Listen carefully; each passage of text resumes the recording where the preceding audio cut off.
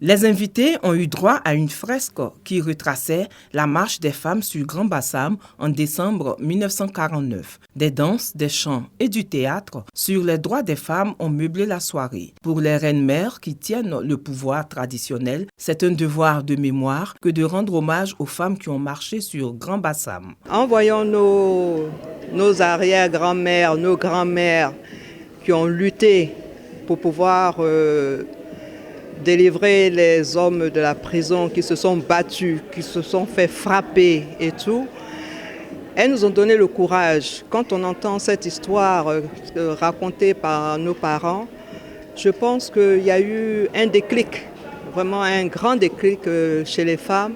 Et aujourd'hui, en voyant tout ce qu'elles ont fait, nous devons nous battre, nous devons aller de l'avant. J'ai été secrétaire près de 6 mois et sans savoir lire et écrire, je crois que je me suis levée pour me battre.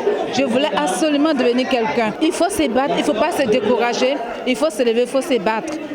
Et je pense que pour les femmes ivoiriennes, il faut les féliciter parce qu'elles sont beaucoup courageuses et je pense que nous sommes sur la bonne voie. Dans son allocution, Madame la ministre de la Femme, la Famille et de l'Enfant, Nassénéba Touré, a indiqué que la GIF des arts et la culture pour les femmes est une innovation. Elle a rendu hommage aux pionnières des arts et de la culture qui ont contribué au rayonnement de la culture ivoirienne. Je voudrais que vous sachiez que le ministère de la Femme, de la Famille et de l'Enfant reste à vos côtés, femmes de Côte d'Ivoire, et s'engage à vous accompagner pour une vie culturelle féconde et forte. Nous sommes là, nous sommes à vos côtés.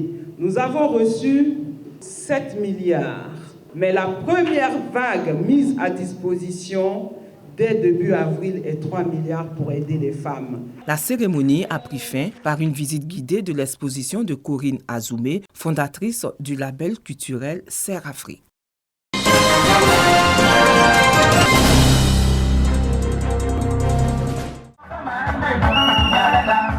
Les femmes du département de Ouélé, dans la région de Lifou, célèbrent la Journée internationale des droits de la femme.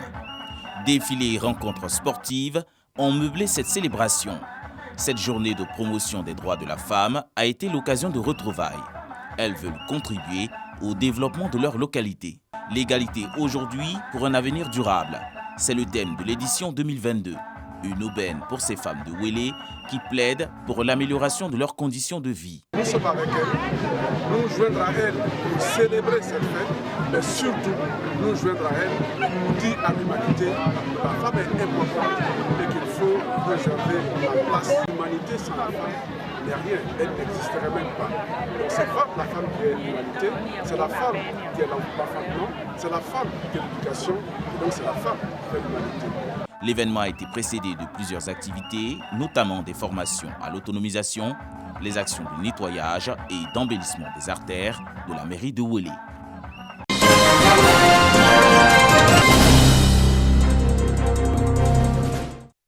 Autrefois prospère, grâce à l'économie cacaoyère et caféière, la région du Moronou connaît aujourd'hui des difficultés économiques. La conséquence immédiate de ces difficultés, c'est le nombre croissant de jeunes sans emploi. L'avènement du projet CDD Emploi Jeunes s'impose comme une alternative pour occuper cette jeunesse et les attentes sont réelles. Il n'y a pas d'économie locale. C'est-à-dire qu'il n'y a pas d'argent qui circule dans la région. Donc il faut trouver d'autres activités économiques, génératrices de revenus. Il faut trouver d'autres opportunités d'affaires et développer ces opportunités d'affaires pour venir en soutien à l'économie cacaoyère qui est en souffrance. Sur environ 4000 jeunes postulants âgés de 18 à 40 ans, 1340 ont été retenus et bénéficieront de financements pour réaliser leur projet. J'ai été retenu dans la mise en place d'une poissonnerie pour l'agrandir et j'ai été retenu, vraiment j'ai dit merci au conseil régional pour ce geste qu'il est en train de faire pour aider la jeunesse du Moronou surtout. J'ai un congélateur, de l'eau et puis de poissons. Et je veux aussi l'attaquer. Maintenant que j'ai eu le projet, je vais améliorer mon commerce. La région du Moronou regorge de plusieurs opportunités d'affaires économiques, opportunités présentées à tous les participants par les experts. C'est en bateau que ce projet a été lancé pour la première fois Et après la phase de présentation de l'étude diagnostique des opportunités d'affaires et économiques, suivront les étapes de la formation et du financement. Une occasion toute trouvée pour permettre à la jeunesse du Moronou de sortir de la précarité.